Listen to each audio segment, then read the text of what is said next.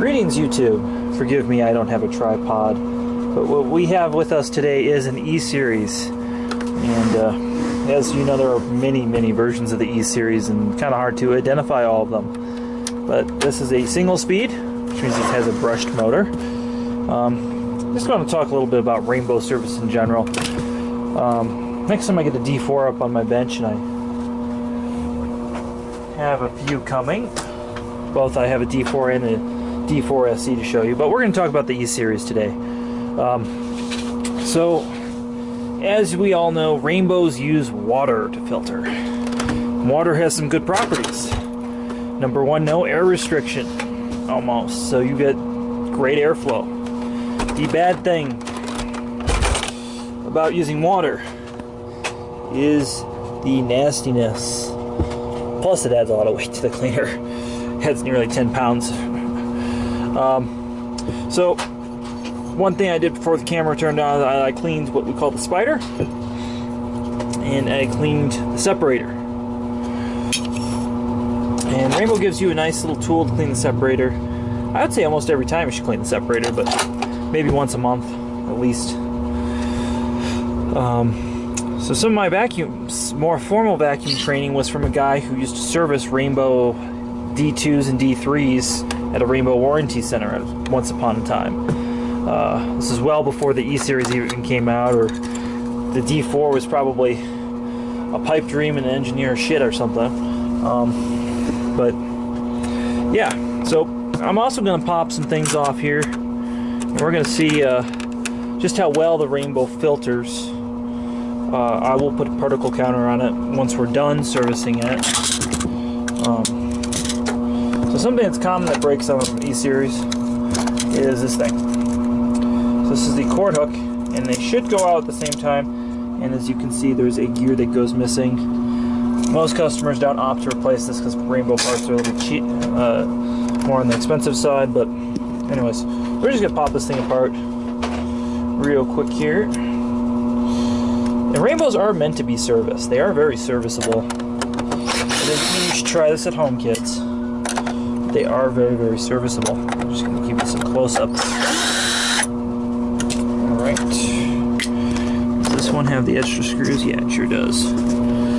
So again, there are a few versions, and they all blur together in my head. Somebody else's service center. That'll need to come off.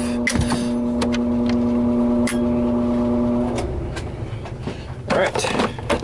Now you can see there is nothing but nastiness in there. Holy, you can just see, write my name down here. Yeah, you can just see how much dust goes through that water and crud. So I'm not going to say water filters well. It does humidify the air, but most of our dust is trapped in a HEPA filter and inside the machine. So I really recommend that these are a yearly service for customers, even though that gets pricey. But hell, you bought a $3,000 machine, or maybe $2,000 if you got a deal on it. And they're well made. They're made in the US. They clean well. I wouldn't not recommend one. There is a lot more maintenance. So you can see where this HEPA filter started to go through, got wet. So they'll be needing a new HEPA filter. They'll be needing a lot of love from me. So we're going to wash this components here. There's a service technique to doing this that I'm not going to show on camera because somebody will do it at home and hurt themselves. So we're going to wash this, and I'll turn the camera on when we're doing power head and putting it back together. Alright, we're back. You can see it's all nice and clean in there. And if you can see, this is all cleaned out where the HEPA is.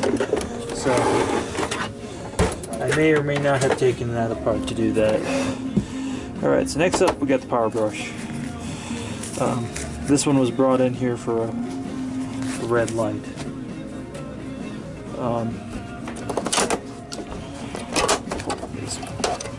Thank you. Wash the base plate. Man, that brush roller looks worn. Just a bizarre design on this. There's about so much airflow that goes into this. That's gone. Alright, and that's, you know, I replace a lot of parts in these videos, and it's because I end up working on vacuums that are like this one, like 15 years old. It's perfectly normal to replace a brush roller maybe every year or two on some vacuums. Not this one, but right. Not bad.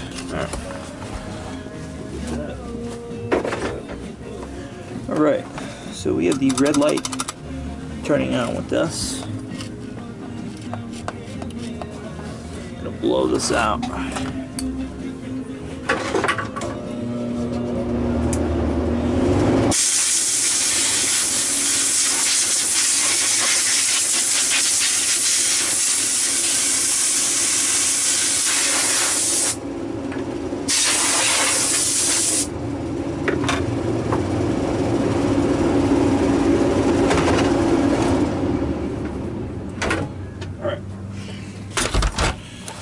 Thing back. You can see it's fairly simple. We just have a height adjustment here, a motor, and a breaker, and a pigtail. So really simple power head. Newer ones don't even have screws that hold them together. They're all popped together. Yeah, and this is a 2004. So these things seem like brand new space age when I first saw one. Right, so we're gonna power it up, see where we get.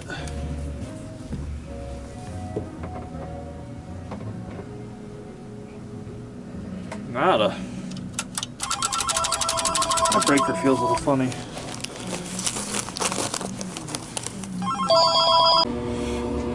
Alright, so we have a bad breaker as well on those. Thank you, alligator clips. So we'll do that.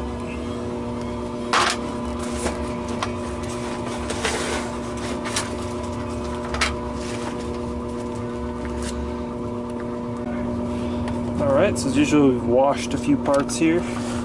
Changed our circuit breaker. Unfortunately, we're going to put this on hold for a minute. We are out of stock of a few other parts we need for this repair. So we'll continue this on another day. Alright, so as usual, we've washed a few parts here. Changed our circuit breaker. Unfortunately, we're going to put this on hold for a minute. We are out of stock of a few other parts we need for this repair. So we'll continue this on another day. Alright folks, we're back here with the Rainbow. As you can see, I've serviced it. There is some corrosion, but you can see it's mostly clean. We've got a clean separator. And the thing when you put the separator on is it must always be done hand tight. We do not go any tighter than that. So do not use the wrench on this, just that. That's about as clean as it's going to get. We've also serviced the power head up and placed that breaker. And these aren't how-to videos, these are what they should look like and what's entailed.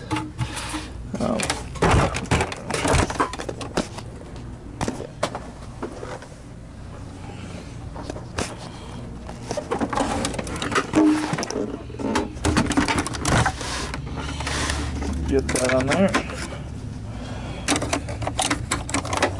So yeah, that's our E-Series Rainbow service. We've also replaced, I'm not using a tripod today folks, you gotta forgive me.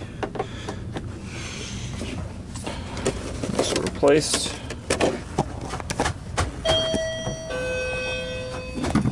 that with a new one as well. So we're just gonna start up, make sure I get everything. That is ready to go.